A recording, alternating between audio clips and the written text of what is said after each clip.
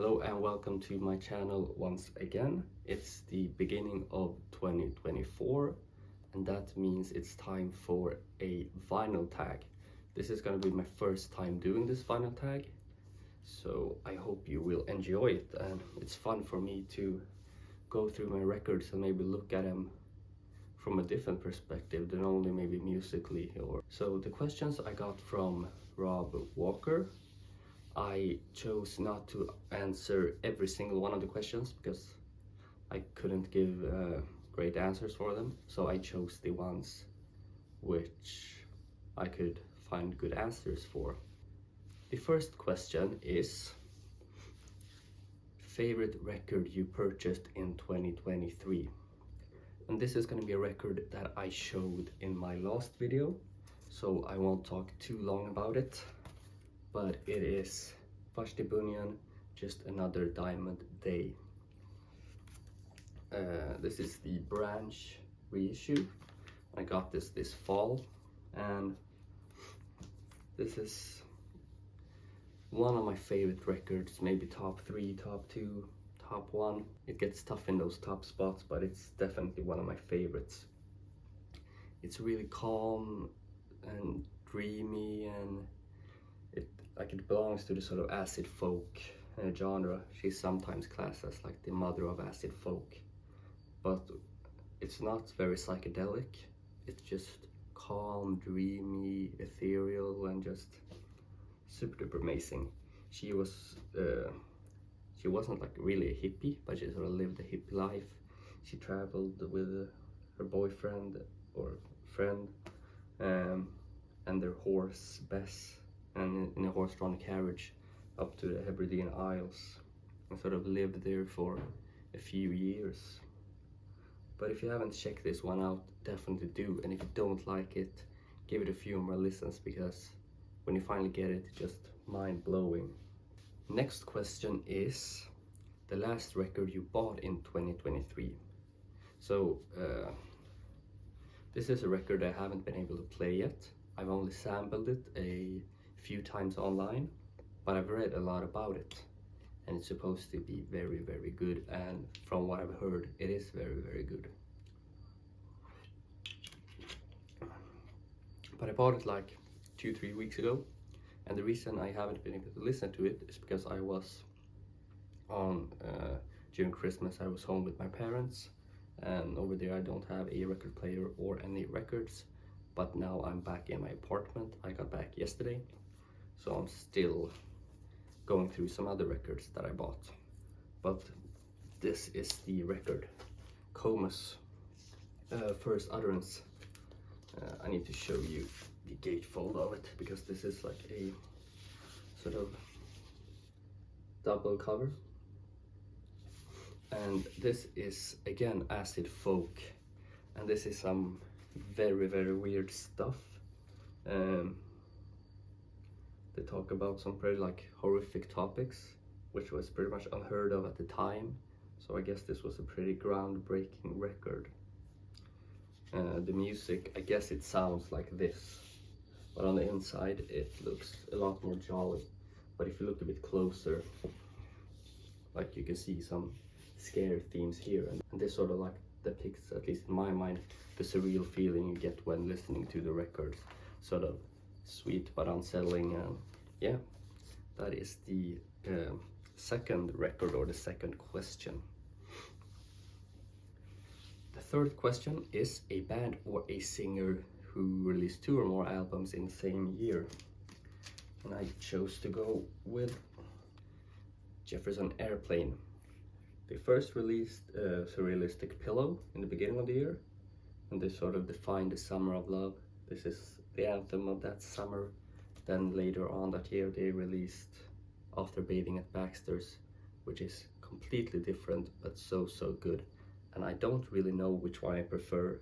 One day it's this, the second day it's that. But these are 2 very, very good records, although they are very different to one another. The fourth question I haven't got an answer to just yet, so I'll sort of see if I can figure out an answer as I'm talking. But that is, if you could only listen to music from one decade, which decade would you choose? So it's either gonna be the 60s or the 70s. And the 60s has pretty much all the psych, which is a lot of what I listen to. But then you go into the 70s and you get this acid folk, and also just some like Private Press folk stuff, which is amazing. You also got Joni Mitchell. She did release 2 albums in the 60s, but my favorite of hers are the ones in the 70s. You got Pink Floyd, just a lot of great stuff from the 70s. But if I choose the 70s, the psych, I can't listen to the psych anymore. But I think I do have to say the 70s. Hopefully this is a choice I'll never have to do in real life, because I don't know what I would choose then, but I'm gonna say the 70s for now.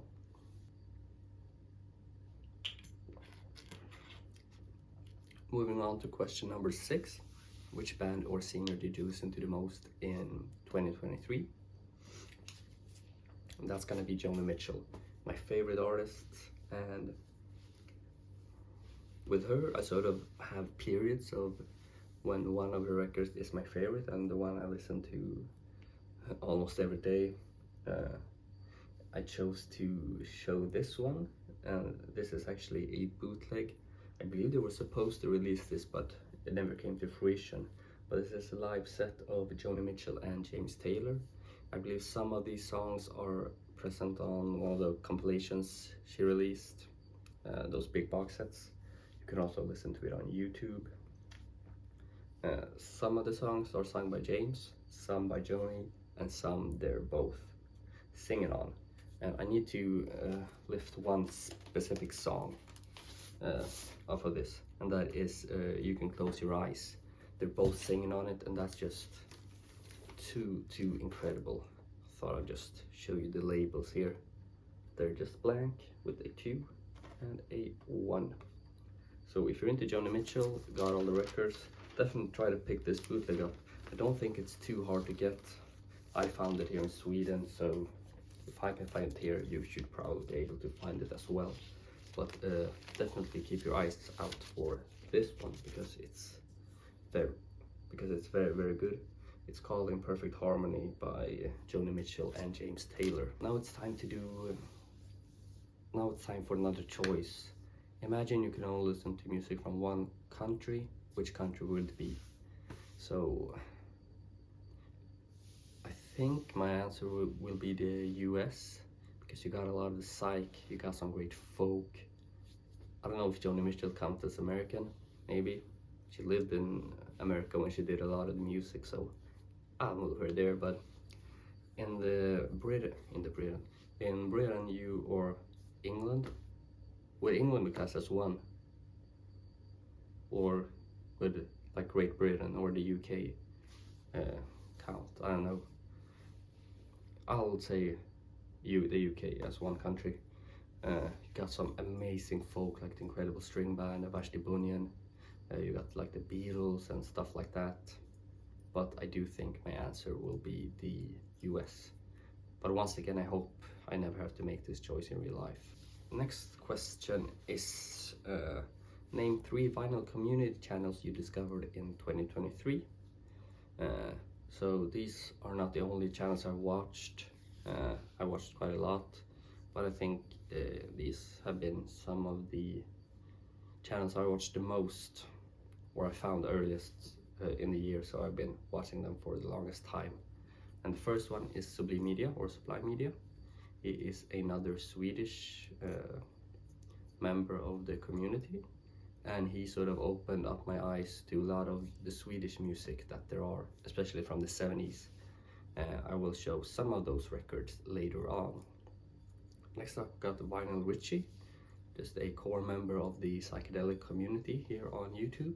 So I've been watching and learning a lot from him. And the third channel is Psych in the Valleys. And what made me found his channel was just looking up some acid folk videos. And unfortunately, there are not many on YouTube. So I will try to contribute to to that part of the community as soon as possible. And all of the links to these 3 channels will be posted in the description. Next up, show a record you think everyone has, and then show a record that you think nobody has.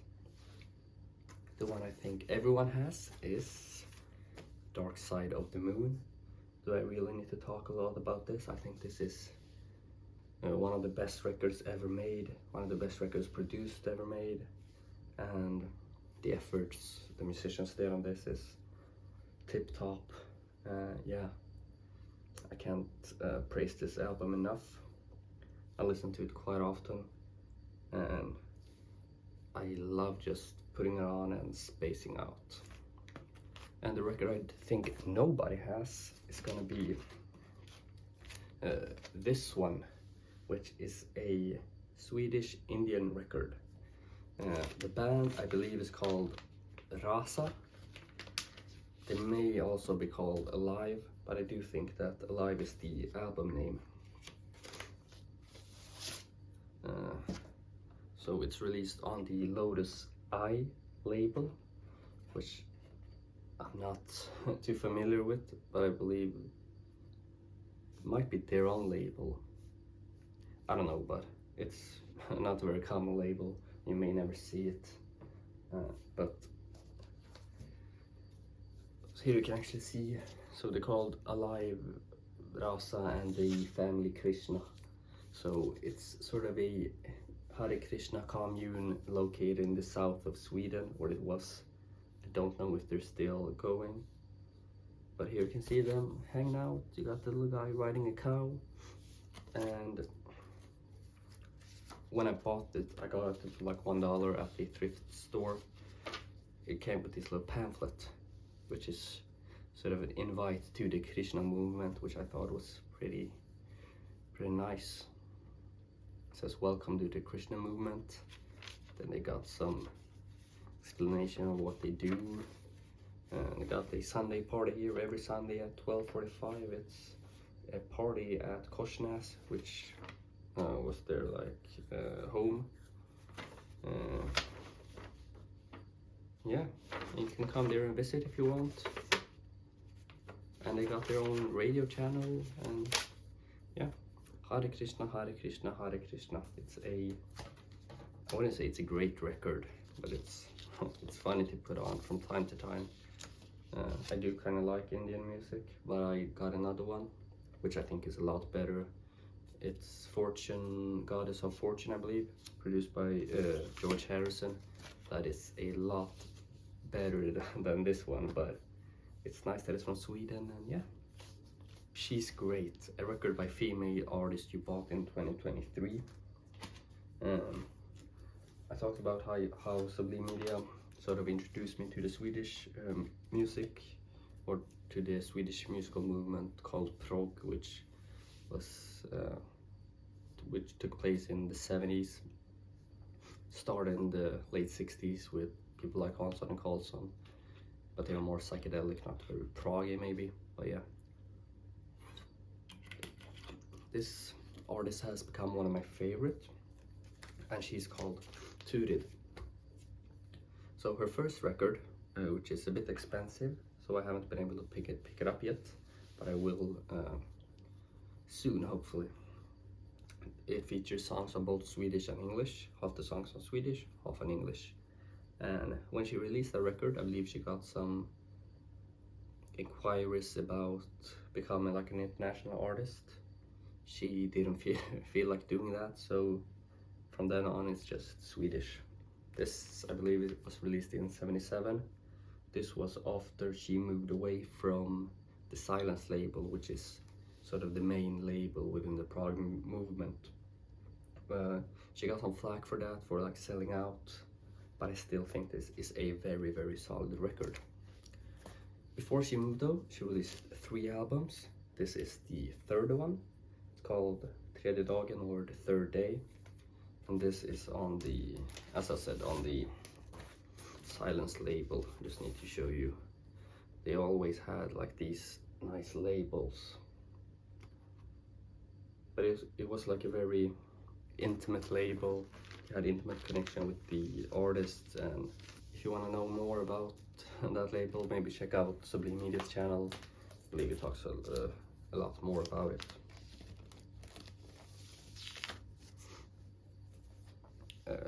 I got 3 questions left, and the third to last question is, if I could walk into the cover, look through your collection and choose a record cover you'd like to be a part of.